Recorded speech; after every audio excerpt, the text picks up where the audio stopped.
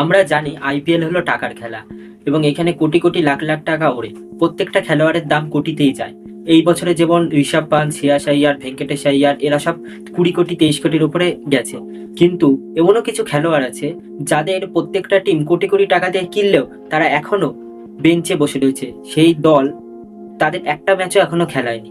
এমন অনেক ক্রিকেটারই আছে, সেমনই কিছু ক্রিকেটার যারা কোটি টাকায় কিনেও দলগুলো বসিয়ে রেখেছে, তাদেরই আজকে এই ভিডিওর মাধ্যমে তুলে ধরা হবে।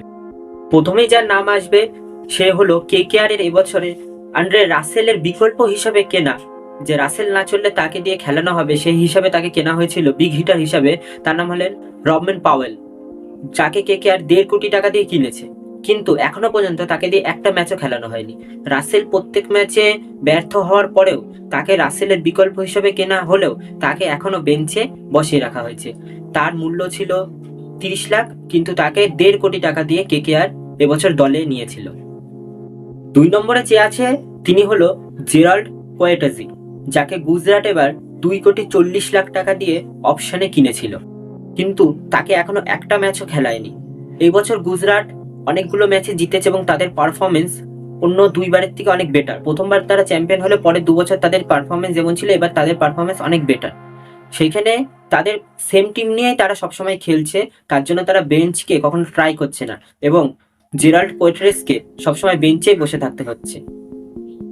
3 নম্বরে যে আছে সে একজন ভারতীয় খেলোয়াড়, তার নাম হলো হারপ্রীত বার, যাকে পাঞ্জাব অপশনে 1,50,00,000 টাকায় কিনেছিল, যার বেস প্রাইস ছিল 50 লাখ। তাকে নিলামে 1,50,00,000 টাকায় পাঞ্জাব কেনে। কিন্তু পাঞ্জাবের টিম এবার এতই ভালো পারফরমেন্স করছে যে তারা টিম চেঞ্জ করছে না, সুতরাং এখনো পর্যন্ত হারপ্রীত বার একটা ম্যাচও পাঞ্জাবের হয়ে খেলেনি। সামনে কোন ম্যাচ খেলবে সেটাও এখনো বলা যাচ্ছে না। 4 নম্বরে যে আছে সে হলো আইপিএল এর একটা চেনা মুখ, যার উত্থান আইপিএল এর মাধ্যমে হয়েছিল, একজন ভারতীয় ক্রিকেটার, তিনি হলেন রাহুল চাহার। হ্যাঁ, যে মুম্বাই প্রথম আইপিএল এ নিয়ে এসেছিল, তারপরে তিনি পাঞ্জাবের হয়ে আগের বছর অব্দি খেলেছিল। কিন্তু এবার মেগা অপশনে তাকে সানরাইজার হায়দ্রাবাদ 3,20,00,000 টাকা দিয়ে 3,20,00,000 টাকা দিয়ে তাকে এবার সানরাইজার হায়দ্রাবাদ কিনেছে। কিন্তু সানরাইজার হায়দ্রাবাদ তাকে এখনো পর্যন্ত একটাও ম্যাচ খেলায়নি। তিনি আইপিএল এর একটা গুরুত্বপূর্ণ মুখ হিসাবে প্রত্যেক দলের হয়ে খেলেছেন, একজন লেগ স্পিনার হিসাবে পাঞ্জাবের হয়ে, মুম্বাইয়ের হয়ে, কিন্তু সানরাইজার হায়দ্রাবাদ তাকে দিয়ে এখনো একটা ম্যাচও খেলায়নি। 5 নম্বরে আছে গ্র্যান্ট ফিলিপস। হ্যাঁ, সেই নিউজিল্যান্ডের সুপারম্যান হিসাবে যে পরিচিত। চ্যাম্পিয়ন্স ট্রফিতে আমরা দেখেছিলাম তিনি কি দুর্দান্ত পারফরমেন্স দিয়েছিল নিজের ফিল্ডিং এর মাধ্যমে এবং নিজের অ্যাথলেটিক্স এর মাধ্যমে। তিনি দেখিয়ে দিয়েছিল তিনি এখনকার যুগের মডার্ন ক্রিকেটের অন্যতম সেরা ফিল্ডার। যেমন তার ক্যাচ নেওয়ার স্টাইল, তেমন তার ফিল্ডিং বা থ্রো করার স্টাইল, এছাড়া ব্যাটিং বোলিং এ তো আছেই। কিন্তু গ্র্যান্ট ফিলিপসকে এবার গুজরাট কিনেও এখনো পর্যন্ত একটা ম্যাচও খেলায়নি। তাকে 2 কোটি টাকা দিয়ে গুজরাট কিনেছে, কিন্তু সে এখনো বেঞ্চেই বসে আছে। একটা ম্যাচে খেলে সে একটুখানি চোট পাওয়ার পর থেকে তাকে আর অন্য ম্যাচে ট্রাই করা হয়নি। 6 নম্বরে আছে কেকেআর এর আরেকটা খেলোয়াড়, যাকে কেকেআর এত বছর খেলিয়ে এসেছিল। ফিল সল্ট যখন আগেরবার চলে গেল, ফিল সল্টের বদলে তাকে দিয়ে ওপেনিং করানো হয়েছিল। সে হলো মাহমুদুল্লাহ গুরবাজ। হ্যাঁ, উইকেট কিপার ব্যাটসম্যান, আফগানিস্তানের হয়ে তিনি জাতীয় দলে খেলেন এবং এখনো পর্যন্ত আইপিএল এর সবকটা ম্যাচে তিনি কেকেআর এর হয়ে খেলেছে। কিন্তু এই বছর কেকেআর তাকে একটা ম্যাচও খেলায়নি। অপশনে তাকে 2 কোটি টাকা দিয়ে কিনলেও সে কেকেআর এর হয়ে প্রথম একাদশে এখনো সুযোগ পায়নি।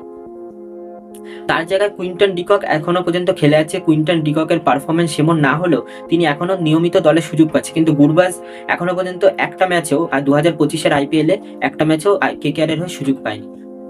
পরবর্তীতে যিনি আছেন তিনি হলেন জ্যাকব বেথেল। হ্যাঁ, আরসিবি এই খেলোয়াড়কে 2,60,00,000 টাকা দিয়ে কিনেছে নিলামে, মেগা অপশনে তাকে 2,60,00,000 টাকা দিয়ে কিনেছে। কিনো এখনো পর্যন্ত তাকে একটা ম্যাচও খেলায়নি। আরসিবি টিম এবার অন্যবারের তুলনায় অনেক ভালো পারফরমেন্স করছে এবং তারা টিম চেঞ্জ করতে যাচ্ছে না, উইনিং টিম নিয়ে প্রত্যেক ম্যাচে তারা খেলতে যাচ্ছে। এই কারণেই জেকব বেথেলের এখনো পর্যন্ত আরসিবি একাদশে জায়গা হয়নি। 8 নম্বরে আছেন আরেক আরসিবি খেলোয়াড়, নুয়ান থুসারা, যাকে আরসিবি এবার 1,60,00,000 টাকা দিয়ে মেগা অপশন থেকে কিনেছিল।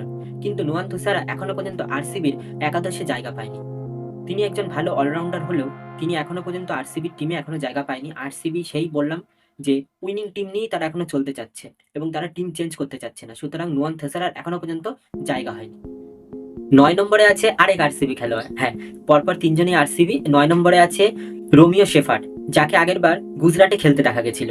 এবার মেগা অপশনে আরসিবি তাকে কিনে নেয় এবং কেনার পরে এখনো পর্যন্ত তাকে একটা ম্যাচও খেলতে দেখা যায়নি। তিনি একজন ফাস্ট বোলার, কিন্তু আরসিবির ফার্স্ট লাইন আপে তাকে এখনো পর্যন্ত খেলতে দেখা যায়নি। তিনি এখনো পর্যন্ত বেঞ্চে বসে আছে। তাকে এখন 2,50,00,000 টাকা দিয়ে কেনার পরেও আরসিবি এখনো তাকে দিয়ে একটা ম্যাচও খেলায়নি।